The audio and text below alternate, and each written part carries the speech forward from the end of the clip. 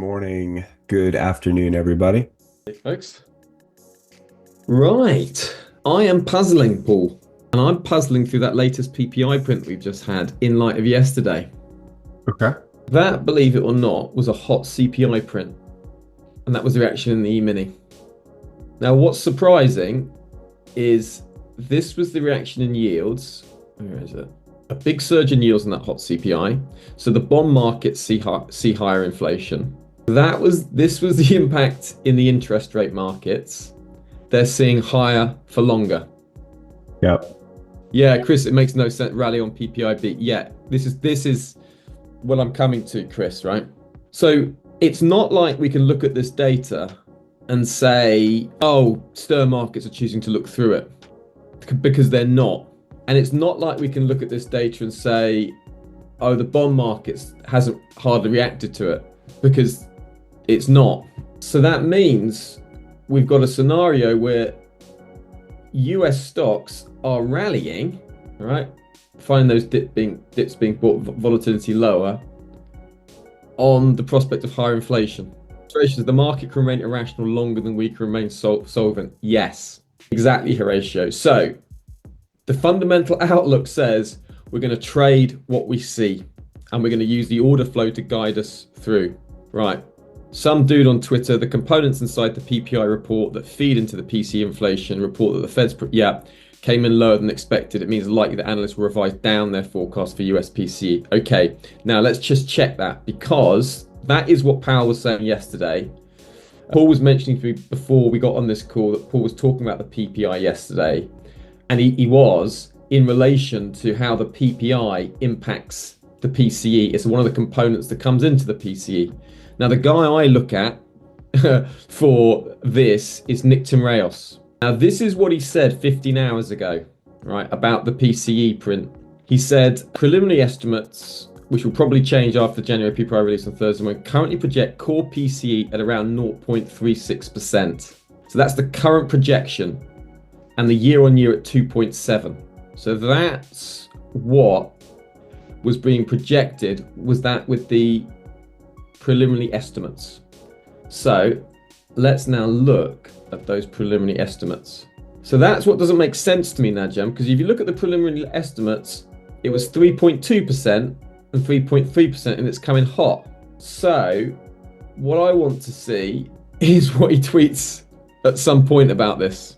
Yeah, right. And there's a revision higher for the core.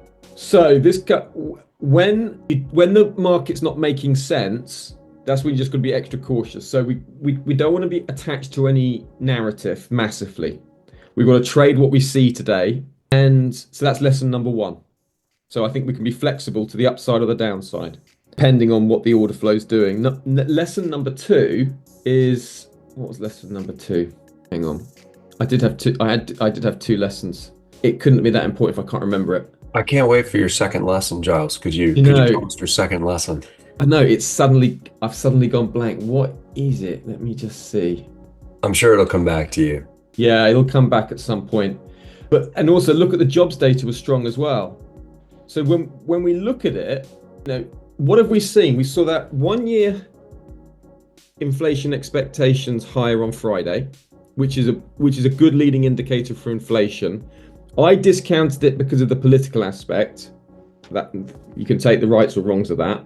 Then we've had the hot CPI. Then we've had Powell saying, Interesting remarks from Italy's economy minister. Government plans a few weeks to address the issue of rising energy prices. It's just one print. Let's see what the PPI does tomorrow. He says, Powell yesterday noted a caution on today's CPI reading and target PCE inflation, which is a better measure. We'll know what PCE readings are late tomorrow after the PPI data. Dot plot is not forward guidance. So we've had that hot CPI. Now we've had a hot PPI. Okay. All of which, and then we've had a reaction to the bond market, the stir market. So the second lesson is it says, okay, watch out, because we could easily see a retracement in this move higher. And just need to be careful that this resistance, you could see some selling in this resistance, maybe even this trend line. Just got to be very careful of this, right? And we're kind of flat sideways range trading at the moment. So that's noteworthy as well.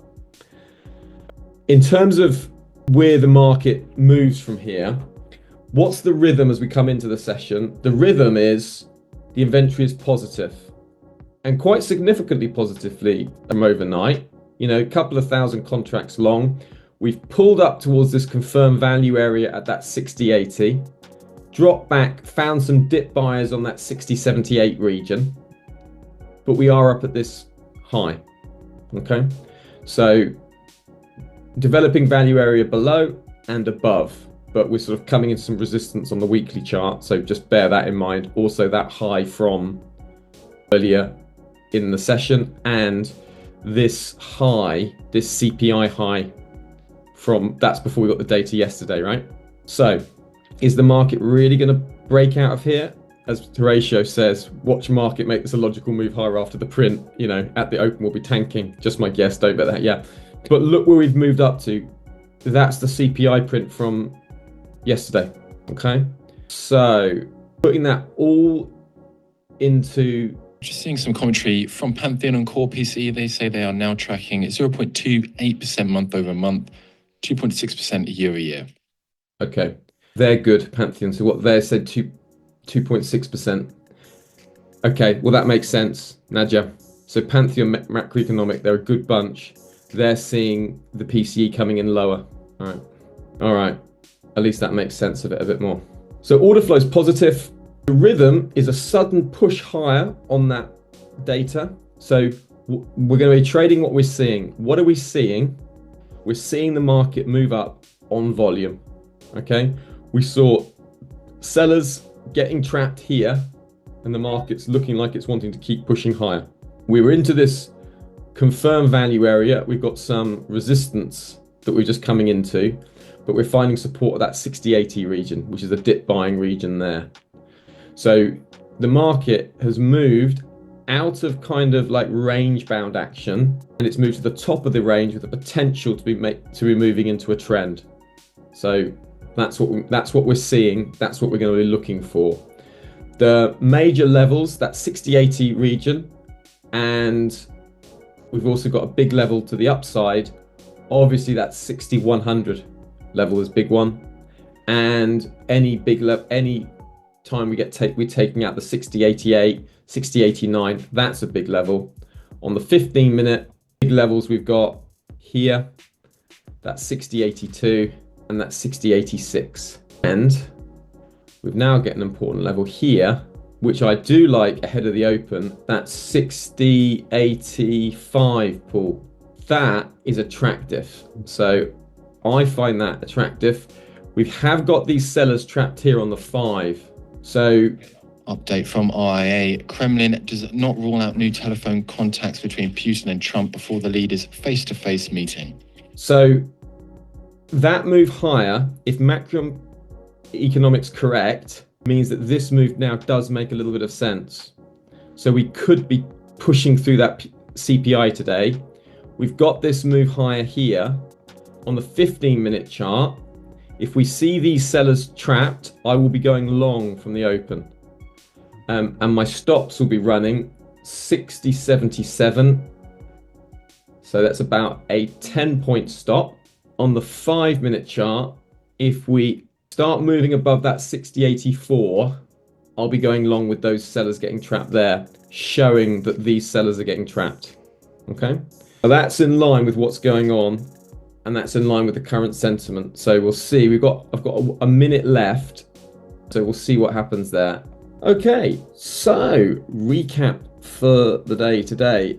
So February the 13th, we initially had some confusing moves with stocks moving higher despite the very hot PPI. We then made sense of it thanks to Wall Street journalist Tim Rayos, who helped us realize that the PPI components that feed into the PCE, Fed's preferred measure of inflation, was soft. That meant that the expectations for the PCE had actually dropped to 2.6% year on year, down from 2.8%.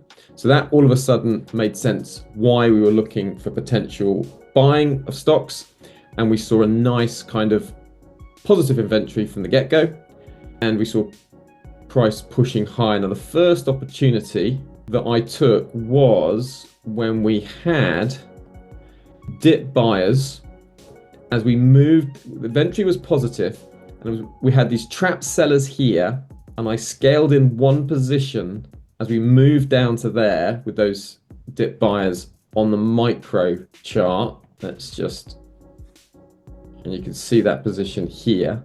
Then I had the second position which I added in because you can see some absorption going on the 1 minute chart. So what we saw was like price moving lower, but the delta moving higher. So that told us that there were passive sellers selling on the limit, but aggressive buyers were absorbing them. So the aggressive buyers just kept and increasingly absorbing those buyers. So I added a second position and then took the run as we shot up to that 60.95, which was yeah, just up to those highs and a confirmed value area that we hit. So I thought, okay, I'll take that. We then had a big pullback. I think we saw that on the 5 minute chart, didn't we? Still looking for longs. Still looking for, have a big pullback. We're looking to see if those sellers got trapped. They didn't. Price carried on anyway. Then we saw those sellers getting trapped. And with those sellers getting trapped, I took a return back to those sellers being trapped, trying to go long, trying to target the point of control. Eventually just saw that price was going nowhere and weakening. So just closed out the trade for a small gain. And obviously Anthony had a great trade short from this whole structure, but I'll leave that for this rundown. But that was it, basically, Paul. Excellent. You were in the you were spectating today, weren't you? Because you're checking out something with your risk management. Yeah, I'm rebuilding the entry system, the risk management system. So we'll see what that looks like in a couple of weeks. But those are good. Those are very good trades today, guys. Good trades, Giles. And we'll see everybody tomorrow. All right, take care, everybody. See you, folks. Good day today. Well done, guys.